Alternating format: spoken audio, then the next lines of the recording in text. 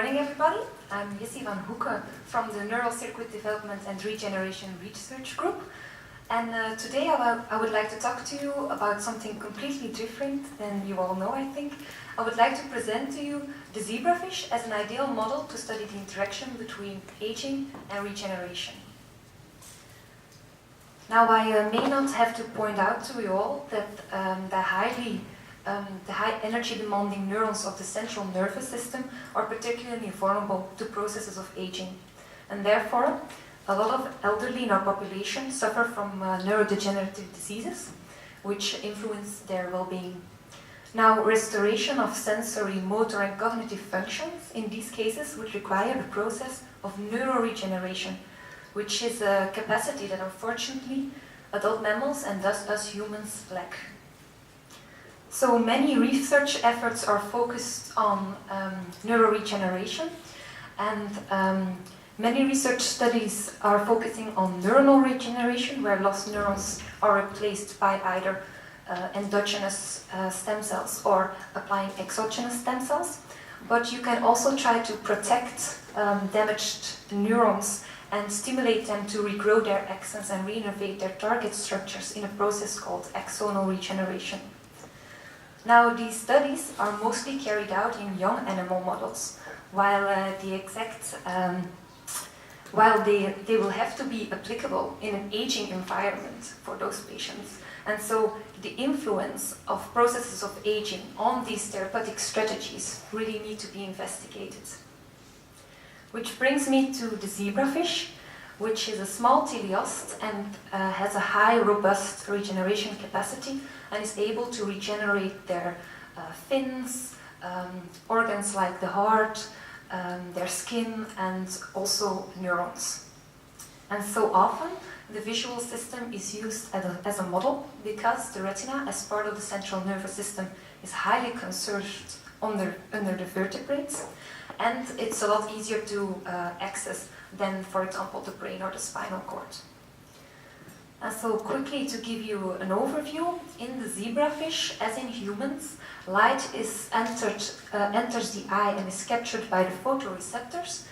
The visual signal is then transmitted to the inner neurons and then projected via the retinal ganglion cells, or RGCs, to the target structures in the brain.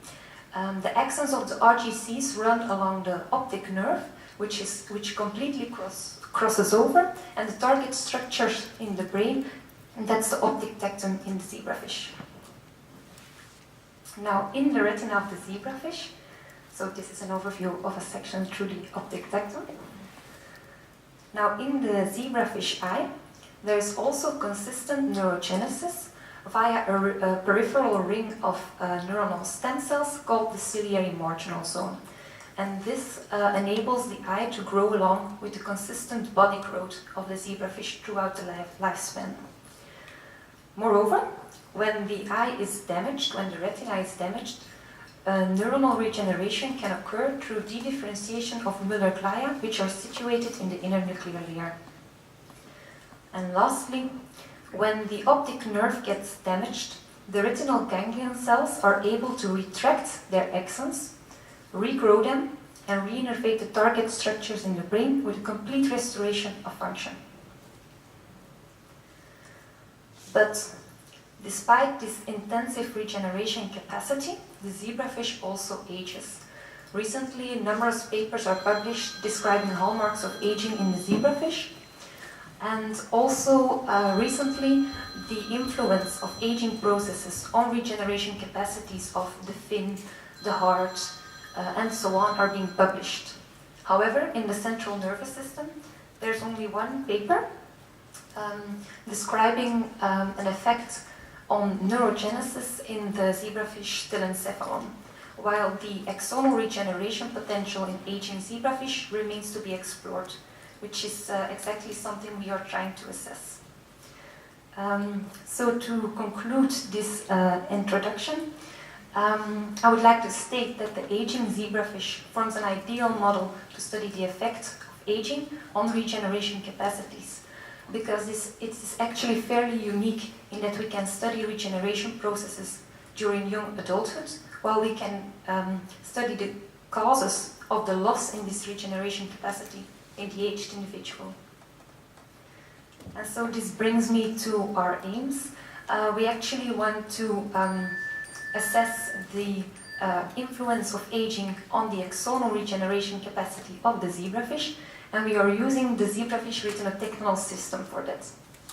But because the zebrafish retinotechnal system, aging processes therein are not yet described yet, we first want to fully characterize this model.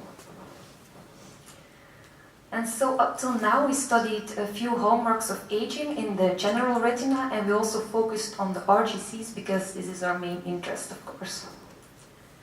Now to begin with, the most obvious hallmark of aging that can be studied is of course neurodegeneration. And in the retina, this is visible as a thinning of the retinal layers called retinal atrophy.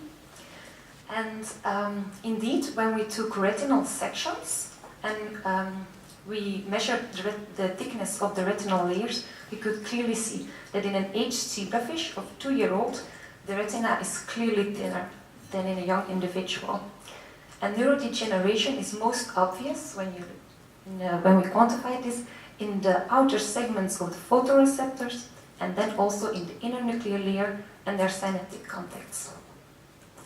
When we then looked at apoptosis in the zebrafish retina, we visualized those cells using an activated caspase 3 staining on retinal sections. We could clearly see that on average there are 3 apoptotic cells in the aged zebrafish per retinal section, while there are absolutely no caspase positive 3 cells in the young adult zebrafish. So this is actually quite a lot, given that it's an average of 3 positive cells per retinal sections on that moment when we took the samples. We then also took a look to inflammation. It's already covered on this symposium, and as stated, there might be a discussion about more or less. I will begin again. So to state it again, inflammation covers a low-grade chronic inflammation within the absence of infection, and there might be a discussion about lowering or hiring of the number of microglia with aging. Maybe it's tissue-specific, but in the retina it is described that the number of the microglia goes up. So there are more numbers, but their reactivation upon injury is actually lowered. And there is a hypothesis that states that because microglia are less functioning in aging tissue, their numbers therefore go up to compensate.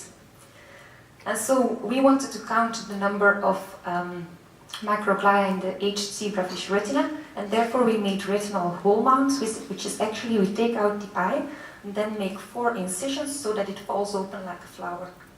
And then we did a staining for isolectin B4, and you can clearly see that in the inner nuclear layer, this is of the aged zebrafish, there are clearly a lot more microglia or macrophages present compared to the young adult one. So this is the first proof of that the concept of inflammation is also present in the aged zebrafish.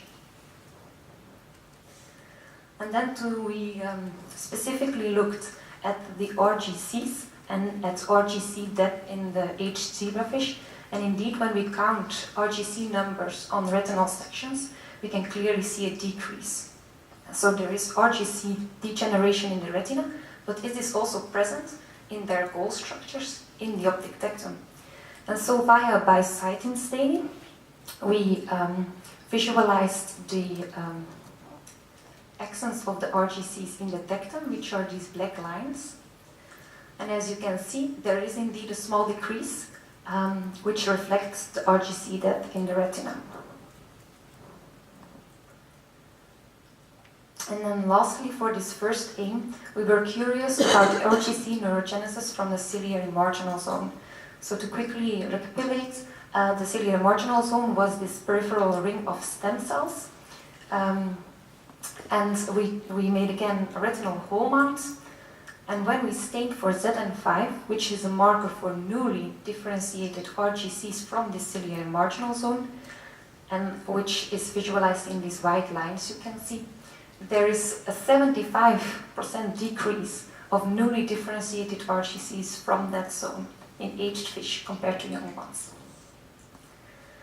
So I would like to conclude by stating that indeed the aged zebrafish is subjected to processes of aging, and we are currently further investigating those morphological aging markers, but also molecular markers, to then try to assess how they could influence axonal regeneration. Which brings me to the second aim of our study, namely the investigation of our hypothesized decreased axonal regeneration potential of the aged zebrafish. So to quickly review again, when the optic nerve is damaged in young adult zebrafish, they are able to, the axons of the RGCs are able to retract, regrow, and reinnervate their target structures.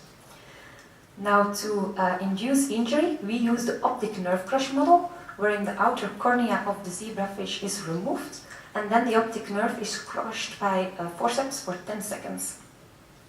Now, after this injury, there's first a short injury response. Then preparations for outgrowth are being made between 1 and 7 days post-injury. Then the actual axonal extension phase begins, and eventually there's target contact and synaptic refinement with a complete restoration of function in young fish. So I would first like to dive into this axonal extension phase because it's relatively easy to study. How did we do this? So first we crushed young and aged fish. We let them regenerate for 7 days, whereafter we cut the optic nerve and placed a foam with biocytin tracer on the nerve cut between the eye and the optic nerve sites, so that the biocytin tracer can be taken up by regenerated axons.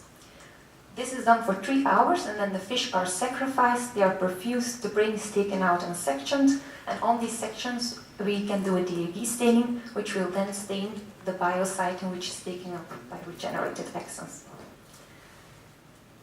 So this gives you a view of the controls again, so a young control and an old control. And first of all, if we take a look at a young adult one, you can clearly see that at 7 days post-injury, the tectum is completely re-innervated by the RGC axons. Now, at 1 year old, at 18 months old, it's already clear that the re-innervation of the axons is less dense. But at 24 months old, in 24 months old aged fish, you can clearly see there's a significant decrease in axonal re-innervation of the tectum. And indeed, if we quantify this axonal regeneration in aged zebrafish, seems to be only 40% of that in young zebrafish. And so, out of curiosity, we also took a look again at the ciliary marginal zone and its potential for RGC neurogenesis after injury. But I have to tell you that normally the ciliary marginal zone does not respond to injury in a young adult one. As you can clearly see, again with the ZN5 staining on retinal hole mounts, indeed in a young fish there's no difference in RGC neurogenesis from the ciliary marginal zone at 7 days post-optic nerve crush. But when we take a look at the aged fish, you can clearly see that the number of newly differentiated RGCs and their axons goes clearly up after optic nerve crush. So tactile reinnervation is declined in aged zebrafish, and the ciliary marginal zone seems to respond to injury. These are our first conclusion, and we would really like to dive in further in other phases of the regeneration process. Currently, we're doing stains for apoptosis again, and our first results show that, like expected, the zebrafish retinotechnal system is indeed more sensitive to injury, and so at 2 days post-injury, there seem to be a lot more apoptotic cells in the aged zebrafish system compared to young adult ones who show no apoptosis at all after crush. We also would very much like to assess the speed of growth of the axons using a GAP43 staining, which actually stains the growing tips of the growing axons. And when we make sections of the whole visual system, we can really see those axons growing through the nerve. We would also like to assess inflammation, glial reactivity, etc., to really quantify this regeneration capacity of the aged zebrafish and really identify what underlies its decrease. So I would like to end and conclude that the aged zebrafish methanotectone system is indeed the ideal model to study the influence of aging processes on axonal regeneration, and that it's fairly unique in having the combination to study the relationship between aging and regeneration. So I would like to end with thank you all, and thank my Professor Lieve Mons and all the colleagues at the lab.